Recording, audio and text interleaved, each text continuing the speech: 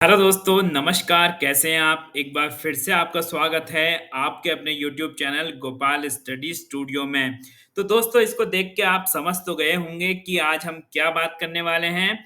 तो दोस्तों, आज हम बात करने वाले हैं गियर के बारे में। तो आज हम बताएंगे कि गियर क्यों यूज़ होता है, कहाँ पे यूज़ होता है, गियर्स में किस तरीके के वो शाफ्ट में मतलब कि पैरेलल शाफ्ट या नॉन पैरेलल शाफ्ट, किस तरीके की शाफ्ट में कौन सा गियर ड्राइव ट्रांसमिट करता है। उसके बाद गियर के नॉमेनक्लेचर के बारे में पढ़ेंगे और साथ ही गियर रेशियो के बारे में आज हम पढ़ेंगे। तो दोस्तों, अब हम बात करते हैं कि गियर होता क्या है। तो दोस्तों, गियर एक मैकेनिकल डिवाइस है जिसका यूज हम करते हैं पावर ट्रांसमिशन के लिए।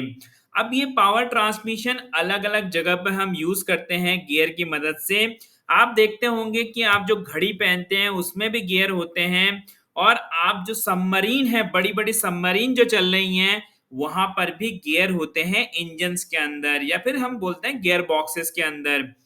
तो गियर्स का यूज मल्टीपल एप्लीकेशंस के लिए होता है।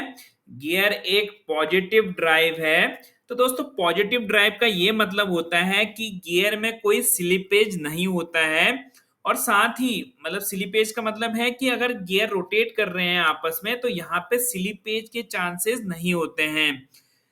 अगर स्लिपेज होता है क्योंकि किसी भी ड्राइव में, तो वहां पर जो इनपुट ड्राइव है या फिर जो ड्राइविंग एंड है और ड्रिवन एंड है, उसमें कहीं ना कहीं कुछ लैक आ जाता है स्पीड का। तो इसीलिए जो गियर होता है वहां पे कोई स्लिपेज के चांस नहीं होते हैं। तो वहां पे गियर एक पॉजिटिव ड्राइव है। दूसरा दूसरा जो गियर जो काम करता है, गियर बॉक्सेस काम करते हैं, गियर मैकेनिज्म हम यूज करते हैं, वो यूज करते हैं डिफरेंट टॉर्क और रोटेशनल स्पीड अचीव करने के लिए। ये आपको पता होगा कि जो टॉर्क का फॉर्मूला होता है पावर के टर्म में, तो पावर इक्वल टू होता है टॉर्क इनटू रोटेशनल स्पीड, जिसको हम ओमेगा से डिनोट करते हैं। तो यहाँ पे आप देख रहे होंगे कि पावर कांस्टेंट अगर रहती है, पावर अगर सेम है, तो अगर टॉर्क बढ़ेगा तो रोटेशनल स्पीड कम होगी। अगर टॉर्क घटेगा तो रोटेशनल स्पीड बढ़ेगी, क्योंकि इनका मल्टीप्लिकेशन हमेशा पावर के बराबर ही रहना है। तो होता क्या है, अगर हमें स्पीड को रिड्यूस करना है तो हमारा टॉर्क वहां पे बढ़ जाएगा। अगर सपोज किसी एप्लीकेशन में आपको सेम पावर की मोटर एक दी हुई है, आपको स्पीड कम रखनी है, टॉर्क बढ़ाना है, तो वहां पे आप गियर रेशियो बढ़ा देंगे। अगर आपको टॉर्क कम करना है, स्पीड ज्यादा करनी है, तो गियर रेशियो घटा देंगे। तो इस तरीके से जो गियर मैकेनिज्म काम करता है, उससे हम डिफरेंट टॉर्क और रोटेशनल स्पीड को अचीव कर सकते हैं बाय यूजिंग सेम पावर। दूसरा, एक तो हमने देख लिया पॉजिटिव ड्राइव होती है, दूसरा देख लिया कि इससे गियर से हमारा स्पीड और टॉर्क यहाँ पे चेंज हम कर सकते हैं।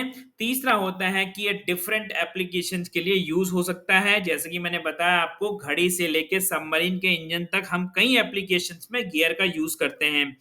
गियर डिफरेंट मटेरियल का बन सकता है, पॉलीमर से बन सकता है, ब्रास से बन सकता है, या फिर एमएस या कोई अन्य हार्ड मटेरियल से भी बनाया जा सकता है बेस्ड ऑन देयर एप्लीकेशंस।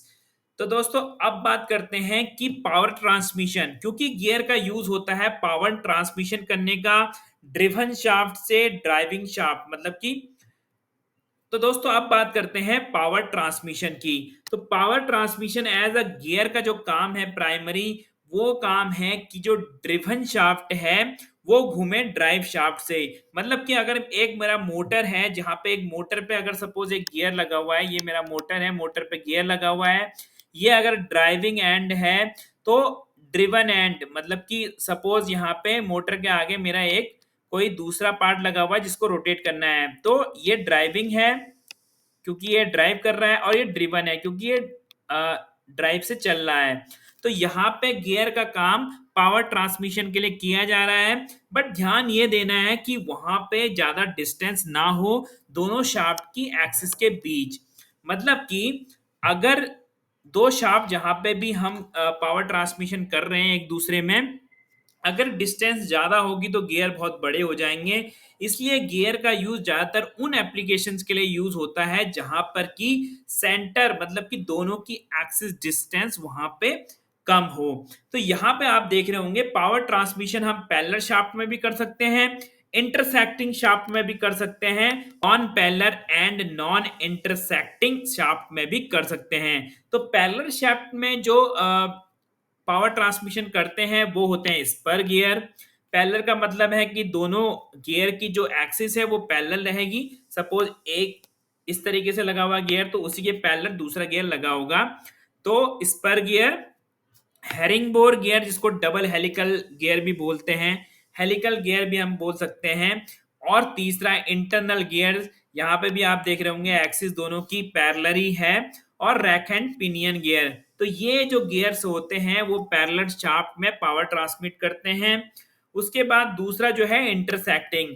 तो इंटरसेक्टिंग जैसे कि आप देख रहे होंगे जो बेवल गियर होता है यहाँ पे इसकी एक्सिस इस तरीके से है जो छोटे गियर की, और बड़े गियर की इस तरीके से। तो यहाँ पे 90 डिग्री में पावर ट्रांसमिशन या फिर अन्य इंटरसेक्शन पे पावर अगर ट्रांसमिट करनी है तो हमें बेवल गियर का यूज करना होगा। और तीसरा है जैसे कि नॉन पैरेलल और नॉन इंटरसेक्टिंग। तो यहाँ पे आप देख रहे होंगे वॉर्म गियर। तो वॉर्म गियर में आप देख रहे होंगे कि ये ना तो पैरेलल है, इसकी एक्सिस यहाँ पे अंदर की साइड है, इसकी एक्सिस इस तरीके से है। तो ये तो ना पैरेलल है और ना नॉन इंटरसेक्टिंग, मतलब कि इंटरसेक्ट भी नहीं कर रही है। तो इस तरीके के जो गियर होते हैं उनको वार्म गियर बोलते हैं। वहां पे उस तरीके से पावर ट्रांसमिट होती है। अब गियर की टर्मिनोलॉजी की बात करूं तो गियर में डिफरेंट यहाँ पे आपको टर्मिनोलॉजी दिख जाएगी। मतलब कि आप यहाँ पे देख रहे होंगे सबसे इंपॉर्टेंट चीज होती है इसमें पिच सर्कल डायमीटर। तो पिच सर्कल डायमीटर ही एक इसका रेफरेंस पॉइंट होता है जो कि लगभग 20 से होके गुजरता है किसी भी गियर प्रोफाइल से। मतलब कि अगर गियर के ये टीथ हैं तो लगभग ये जो पिच सर्कल से होके गुजर रहा है उसी को हम पिच सर्कल बोलते हैं। पिच सर्कल अगर ये एक्सिस है सपोज, तो इस सर्कल से यहाँ तक का जो डिस्टेंस होगी ये पिच सर्कल रेडियस है, और इसका दुगना जो हो जाएगा वो पिच सर्कल डायमीटर हो जाएगा। उसके बाद ये जो यहाँ पे लैंड होती है जो गियर के, इसको बॉटम लैंड बोलते हैं। यहाँ पे जो एक थोड़ा सा कर्व आपको दिख रहा होगा रेडियस, उसको हम फिलेट बोलते हैं। यहाँ पे जो पिच पिच सर्कल डायमीटर के ऊपर की अगर हमें सरफेस एक इमेजिनरी सरफेस को ड्रॉ करें तो उसको पिच सरफेस बोलते हैं। यहाँ पे जो ऊपर गियर का हिस्सा होता है उसको हम टॉप लैंड बोलते हैं, जैसे कि यहाँ पे आप देख सकते हैं। तो ये टॉप लैंड है, इसको हम फेस विड्थ बोलते हैं। जो यहाँ से यहाँ तक की डिस्टेंस है इसको फेस विड्थ बोल रहे हैं। सर्कुलर थिकनेस जो गियर की है, देखिए सर्कुलर यहाँ से जो मैक्सिमम पॉइंट से लेके दूसरे यहाँ पे मैक्सिमम पॉइंट आपको दिख रहा है, तो ये सर्कुलर थिकनेस है क्योंकि हम इसको रेडियसली चेक कर रहे हैं। मतलब रेडियस में ऐसे इस तरीके से चेक कर रहे हैं, ना कि सीधा। फिर दूसरा बाकी अन्य चीजें मैं बताता हूँ आपको। यहाँ पे सर्कुलर पिच जिसको बोल रहे हैं हम, पिच जैसे कि आपको पता होगा किसी भी गियर के एक पॉइंट से लेके दूसरे पॉइंट के बीच की दूरी को हम पिच बोलते हैं। अगर ये हम सर्कुलर चेक कर रहे हैं मतलब कि जैसे आर्क होता है ना, आर्क फॉर्म में चेक कर रहे हैं तो यहाँ पे इसको बोलेंगे सर्कुलर पिच। अगर सीधा सीधा चेक कर रहे हैं यहाँ से इस पॉइंट का स्ट्रेट डायमेंशन हम इसको चेक कर रहे हैं, तो यहाँ पे इसको कोर्डल पिच बोलेंगे। तो उसके बाद आते हैं अडेंडम और डिडेंडम। तो पिच सर्कल से लेके जो यहाँ पे बॉटम लैंड तक का जो लेंथ होती है उसको बी जो कि होता है डिडेंडम, और ए जो कि अडेंडम होता है वो टॉप लैंड से लेके यहाँ पे पिच सर्कल तक का जो लेंथ होता है उसको अडेंडम बोलते हैं। और अडेंडम जो हो गया वो जो अडेंडम यहाँ से मतलब कि ये आउटर मोस्ट जो भी डायमीटर बनता है उसको अडेंडम बोलते हैं। और जो बॉटम लैंड से होता हुआ एक डायमीटर यहाँ पे बनेगा पूरा, तो उसको हम डिडेंडम सर्कल बोलते हैं। तो इस तरीके से आपने देखा कि कितने टाइप की टर्मिनोलॉजी होती है। यहाँ पे बहुत सारी चीजें और भी बाकी हैं जो कि मैं यहाँ पे अभी नहीं कवर कर रहा हूँ। किसी में अगर आपको डाउट है तो आप आगे पूछ सकते हैं। तो दोस्तों अब बात करते हैं गियर रेशियो की। तो गियर रेशियो का मतलब है कि यहाँ पे देखिए दो स्पर गियर आपको दिख रहे होंगे, स्पर या हेलिकल गियर हम बोल सकते हैं। तो यहाँ पे एक जो गियर है उसके नंबर ऑफ टीथ को अगर हम काउंट करते हैं तो इसके suppose number of teeth N1 है, इसके नंबर ऑफ टीथ N2 है। तो जो गियर रेशियो होता है वो होता है कि N1 डिवाइड बाय N2। मतलब कि इस गियर के जो बड़े वाले गियर के सपोज टीथ हैं डिवाइड बाय छोटे वाले गियर के टी, तो इनका ये गियर रेशियो कहलाएगा। सपोज यहाँ पे N2 इक्वल टू 20 है, एन सपोज यहाँ पे N1 इक्वल टू 20 और N2 इक्वल टू 10 है, तो गियर रेशियो क्या हो जाएगा दोस्तों, 20 डिवाइड बाय 10, तो ये 2 गियर रेशियो यहाँ पे हो जाएगा। दोस्तों इसी तरीके से अन्य गियर्स में भी हम गियर रेशियो कैलकुलेट कर सकते हैं। जैसा कि कई गियर बॉक्सेस में आपने देखा होगा कि गियर रेशियो लिखा रहता है 200 डिवाइड बाय 1। इसका मतलब होता है कि मोटर अगर 200 रोटेशन रोटेट करेगी तो वहां पे जो आपका गियर बॉक्स आउटपुट देगा वो 1 रोटेशन का देगा।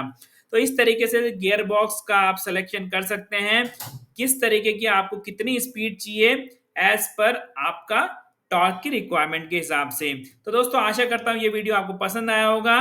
तो आगे फिर मिलेंगे इसी तरीके की टेक्निकल वीडियोस के साथ, तब तक के लिए दीजिए इजाजत। नमस्कार, जय हिंद, जय भारत।